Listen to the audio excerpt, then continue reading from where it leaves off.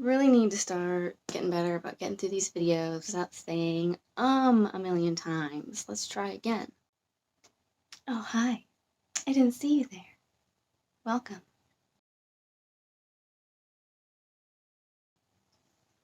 Today I'm here to talk to you once more about Odin and Loki. That's right. I decided, since I have my fireplace going again tonight, another chilly night in Kornheim, what better night to conclude my what is now a 3-part video series on Odin and Loki, because of as I have begun to see them, the more I've worked with them both, they're really two sides of the same coin. In my opinion, disclaimer, all of these thoughts and ideas that I am going to be rambling about in today's video are purely the creation of my own crazy brain based on my readings, researches, and just random thoughts.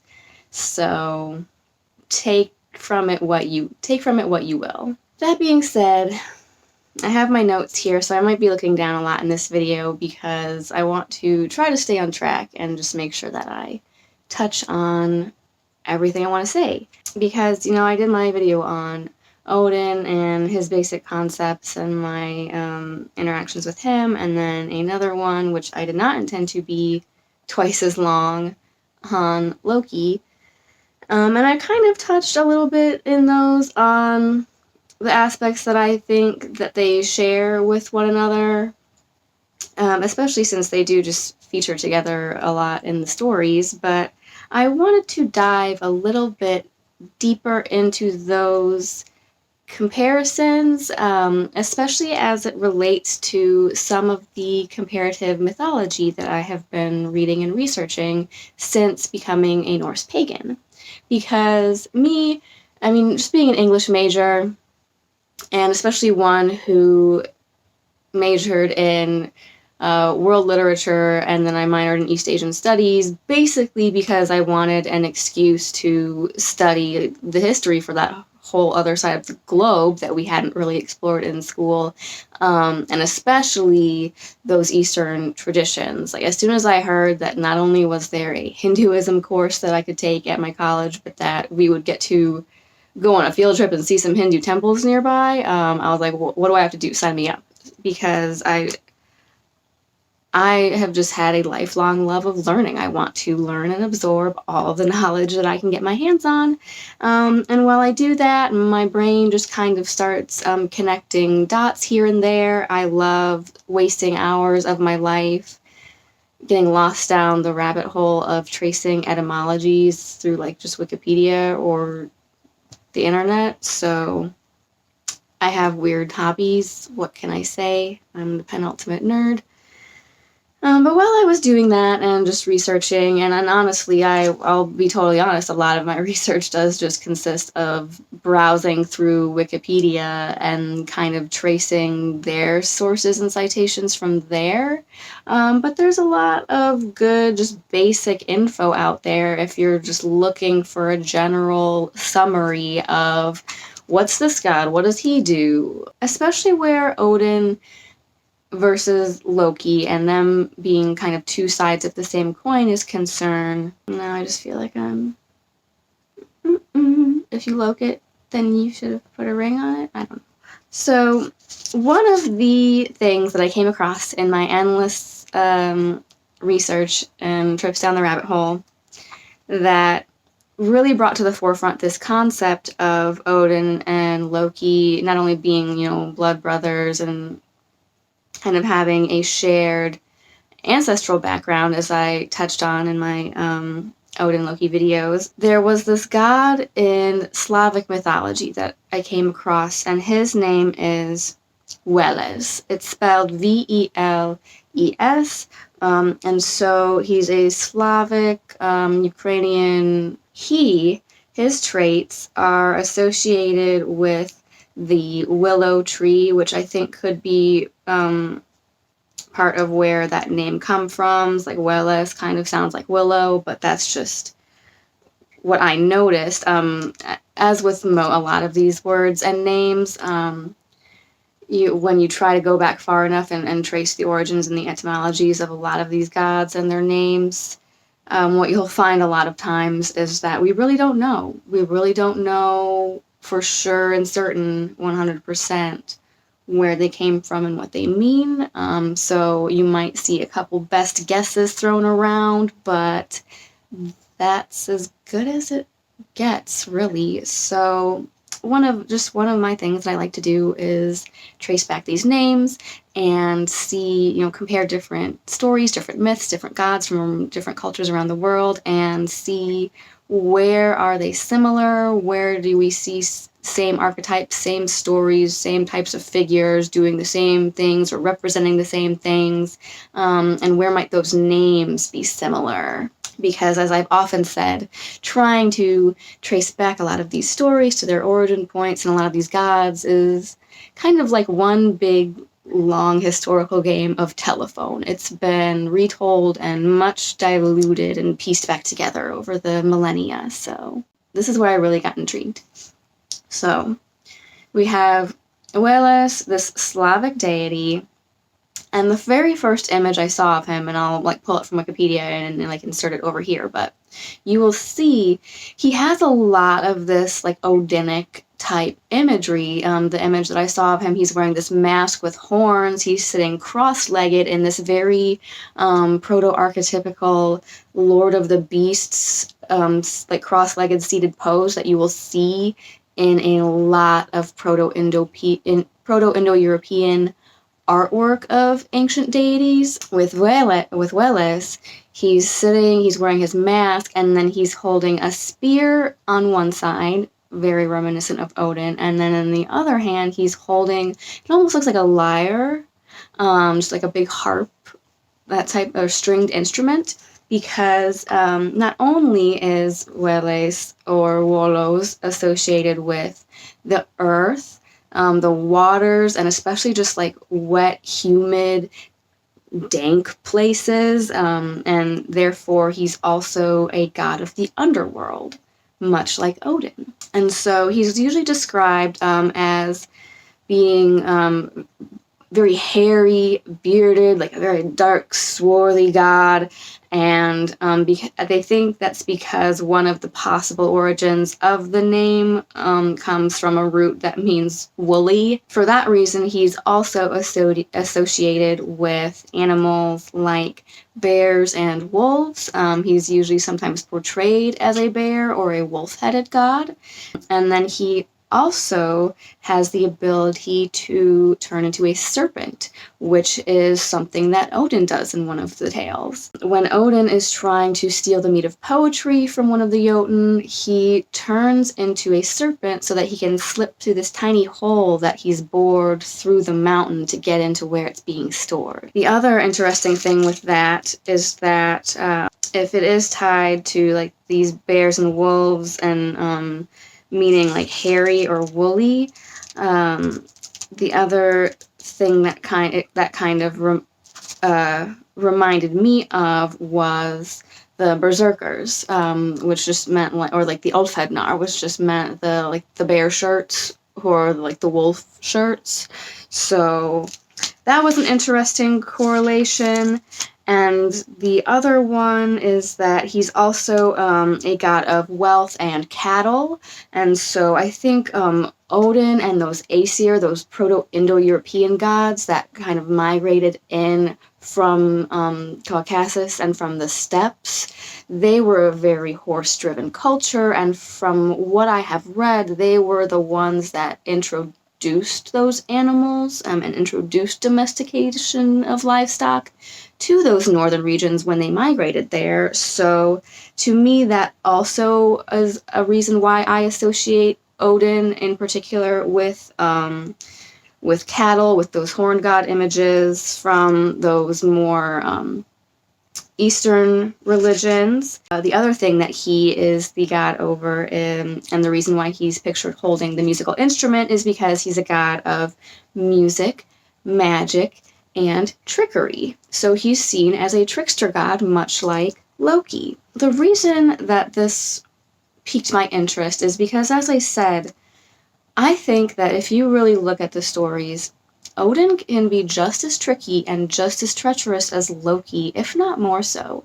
If he thinks that it's what needs to be done to serve whatever higher purpose he's working on, or get whatever information he needs, or if he thinks it's going to be to the greater good of him and or the Aesir as a whole, he can be ruthless, he can be cunning, he can pull some tricks and some manipulations. So for that reason, I definitely see aspects of both Odin and Loki contained in this Proto-Indo-European Slavic deity. And the other interesting thing is that in this mythology, we also have a thunder god who is Veles' opponent, who is the Slavic thunder god Perun.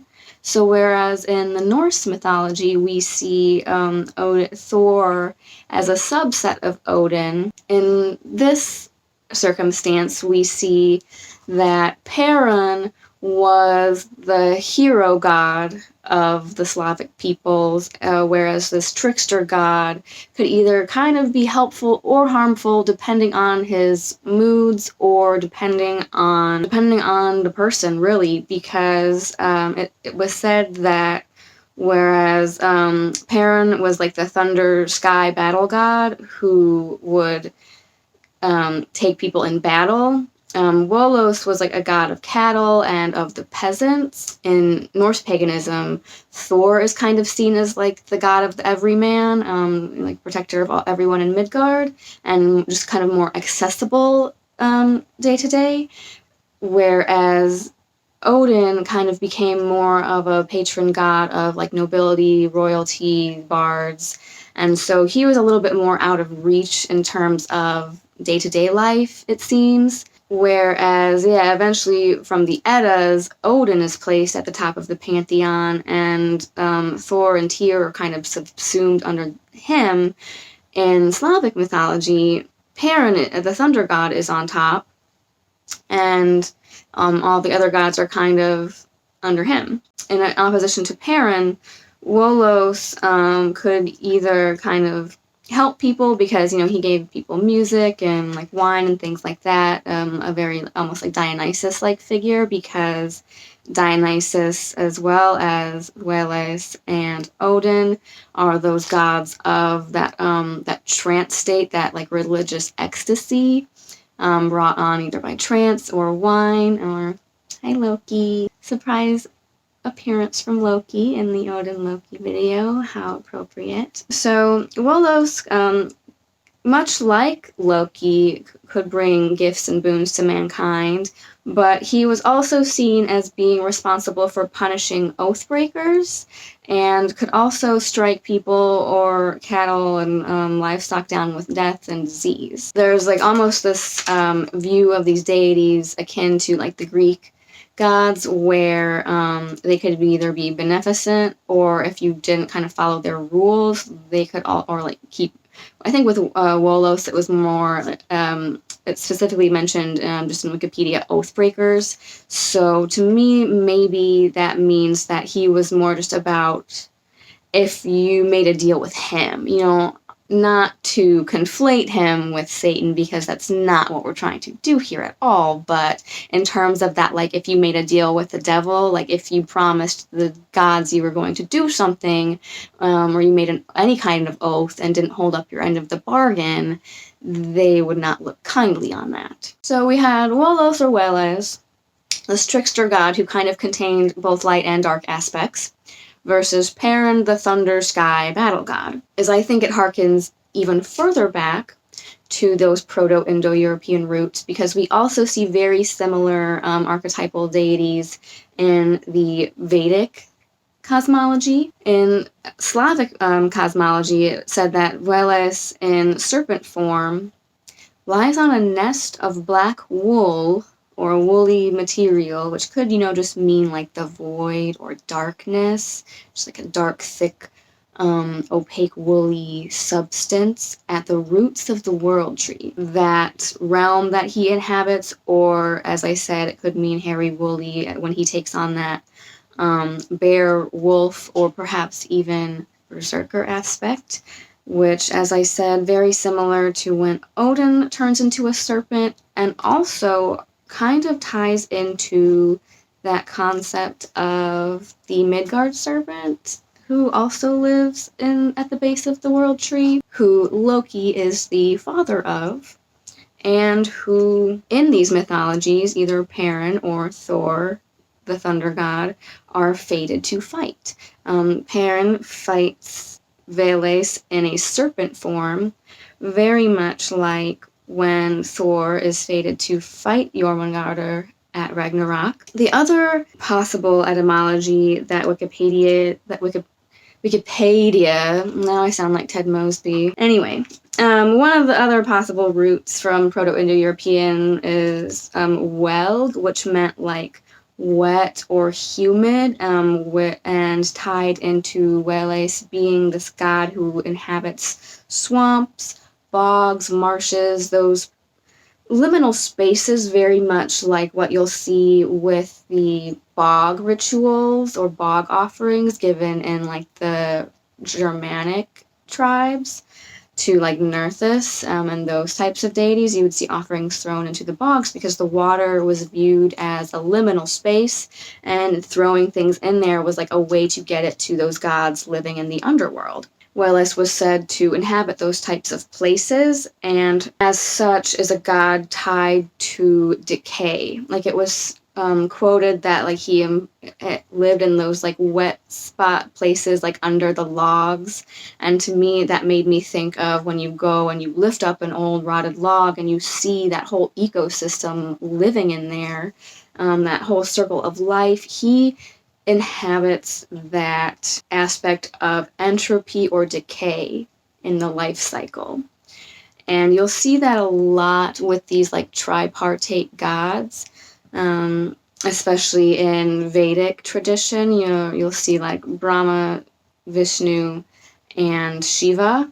And I said Loki reminded me a lot of that Shiva the Destroyer, entropy, chaos energy.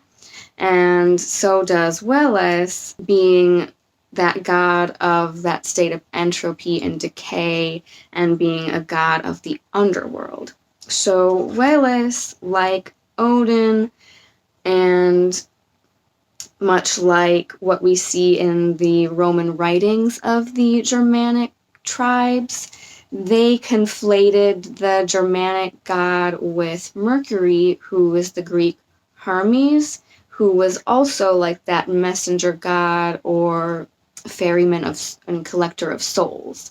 So we see Hermes, Mercury, Veles, and Odin all occupying that role of like collector of souls, which is interesting. And then that got me thinking, well, Loki doesn't have any of those types of traits, but his daughter Hel does. Loki's daughter Hel is the one who was appointed to rule over the underworld, over Helheim.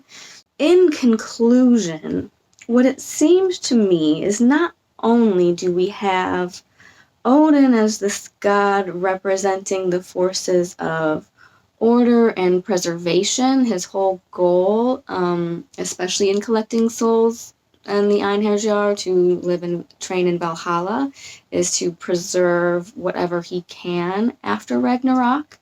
And so he's definitely very much a god of preservation, caution, and in a lot of ways, as I said in my previous videos, like that inaction, whereas Loki is the god of acting without thinking, impulse, entropy, destruction, and that god of like reaction. Since they inhabit a lot of these same aspects or display a lot of these same traits in many ways, and then we have a lot of these Proto-Indo-European rooted gods who are also very similar, and in the case of Veles or Volos, seem to kind of combine traits of Odin and Loki into one very dualistic god, it got me thinking.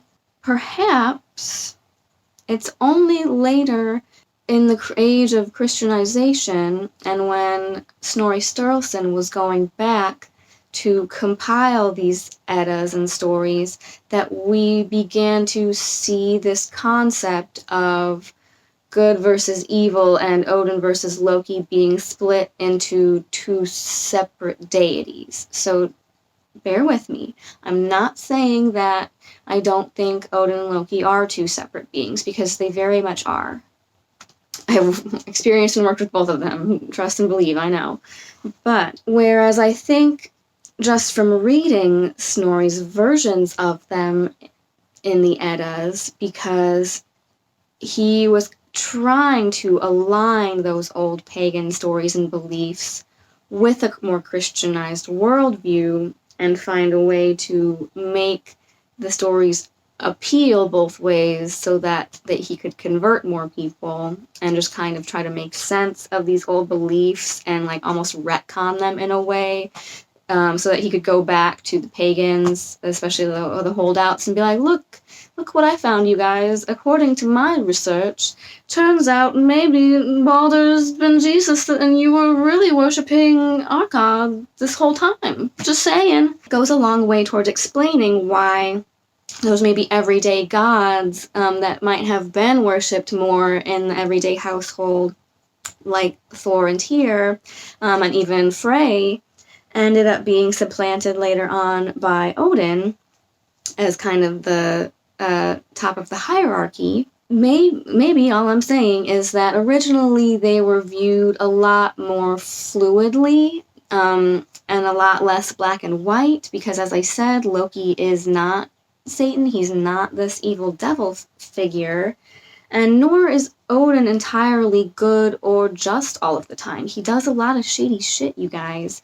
Like, I want to follow him and kind of earn his approval in a way, because I am a lifelong seeker of knowledge, and I felt like seeking his approval and his wisdom would help me in that path. But when you really get down to brass tacks and take an objective viewpoint of what he pulls in a lot of these stories, he's kind of a bastard. He's kind of a sly old bastard, not gonna lie. You know, all due respect to him, but just saying. Because what got me thinking of that is that, you know, if Veles was seen as the underworld god and the ferryman of souls, and then only later was it split into this good versus evil way of thinking, where you were either in the Christian viewpoint going to go to heaven or hell, or conversely, if you were the Christian monk Snorri Sturluson writing down these myths later, you might view it as you're either going to Odin in Valhalla, which he kind of conflated with heaven, or you're going to go to the underworld, which is hell. So, which, as I said, while not dominated over by Loki directly, if Loki's mother was in fact tied to that ancient Finnish queen of the underworld Taunatar, then that might be another tie back into this Veles god, and why his daughter was said to rule over the underworld in Snorri's version. I may have been a little bit all over the place with this video. I was trying to stay on point with my notes as much as possible, but it is very interesting to me that not only can you really see Odin and Loki inhabiting these similar traits in the stories if you look hard enough, but if you go kind of trace back these archetypal deities through time, they really, pull the classic evil villain trope. Loki would probably look at Odin and be like, we're not so different, you and I, because in my mind they really aren't. They kind of represent order versus chaos in a lot of ways, but yeah, like I said, Odin can be just as tricksy as Loki. They are both known to operate under many different names, and disguises when need be.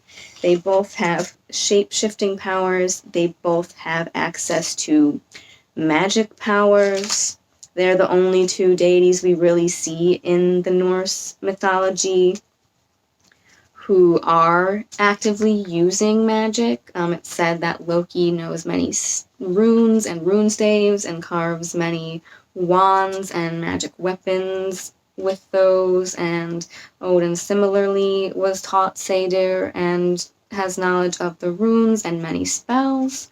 So they both possess a lot of these same aspects, abilities, and dominion over the same realms as this Slavic god, Veles, which I just thought was fascinating. I may go into another comparative mythology deep dive because I really want to go more into Vedic mythology and cosmology. I see a lot of similarities between the Aesir and the Proto-Indo-European / Vedic gods and their stories, especially with Perun being very similar to the Vedic thunder god Indra, and a lot of the stories of them fighting the demons or devas is because you have the Asuras versus the devas.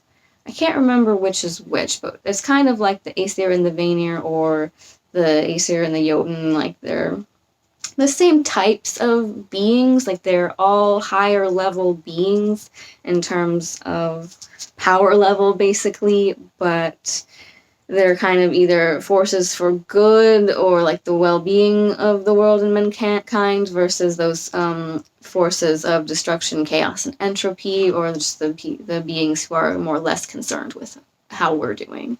So I definitely want to get more into the similarities between Vedic and Norse mythology in another video. But yeah, I just wanted to sit down in front of the toasty fireplace with y'all really quick this week and really just summarize where I think a lot of those similarities between how I see Odin versus Loki, where that view comes from. And how, in my humble opinion, based on this, maybe even in a historical viewpoint, they weren't seen as very different, or at least in other similar cultures. So, yeah, that's all I really have for today. Let me know if you have any questions, as always, and I hope this was of interest to you. Until next time. Actually, it's pronounced Wikipedia.